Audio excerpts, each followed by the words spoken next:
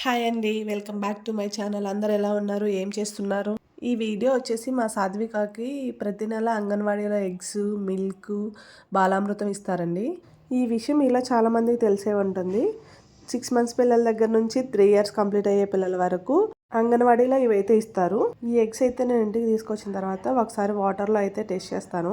ఎందుకంటే ఆల్రెడీ నేను 3 eggs use చేశానండి. వీటిలో 2 అయితే పాడైపోయాయి, ఒకటైతే బాగుంది. ఎంత టెస్ట్ చేసి వాడినా కానీ నాకు ఎందుకో ఈసారి అంత నీట్గా అనిపించలేదు ఎగ్స్.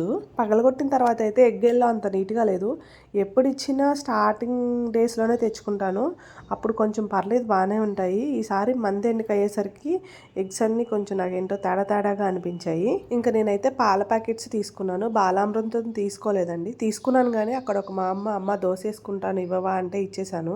వాటర్లో వేసిన తర్వాత తీసేటప్పుడు అన్ని ఎగ్స్ని ఒకసారి ఇలా వాష్ చేసి పెట్టేసుకుంటాను. మనకి యూజ్ చేసుకోవడానికి ఈజీగా ఉంటాయి అని చెప్పి అలా చేస్తాను. ఎప్పుడు అలాగే అంగన్వాడీలో ఇచ్చిన ఎగ్స్ అనే కాదు, మనం బయట నుంచి తెచ్చుకున్న ఎగ్స్ కూడా ఒకసారి ఇలా వాటర్లో టెస్ట్ చేసుకొని వాష్ చేసుకొని వాడుకోవడమే బెటర్. ఎందుకంటే మనకి ఏది మంచిగా ఉందో ఏది మంచిగా లేదో తెలియదు కాబట్టి మంచిగా లేని ఎగ్ వాటర్లో పైకి వచ్చేస్తుంది. అలాగే నా వీడియో కనుక మీకు నచ్చినట్లయితే నా వీడియోని లైక్ చేయండి, షేర్ చేయండి, నా ఛానల్ని సబ్స్క్రైబ్ చేసుకోండి. అలాగే మీ ఫ్రెండ్స్కి, ఫ్యామిలీకి కూడా షేర్ చేయండి. మొత్తం అంతా వాష్ చేసిన తర్వాత వాటర్ అంతా చూడండి ఎలా తయారయ్యాయో. మీలో ఎంతమంది అంగన్వాడీ ఎగ్స్ తెచ్చుకుంటున్నారు, యూజ్ చేస్తున్నారు, నాకు కామెంట్ సెక్షన్లో కామెంట్ చేయండి.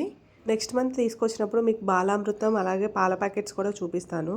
మీలో ఎంతమందికి ఇలా టెస్ట్ చేసి వాడే అలవాటు ఉందో నాకు కామెంట్ సెక్షన్లో కామెంట్ చేసేయండి. ఇలా అన్ని ఎగ్స్ వాటర్లో వేసేసి మంచిగానే ఉన్నాయని కన్ఫర్మ్ చేసుకున్న తర్వాత వాష్ చేసి పక్కనైతే పెట్టేసుకున్నాను.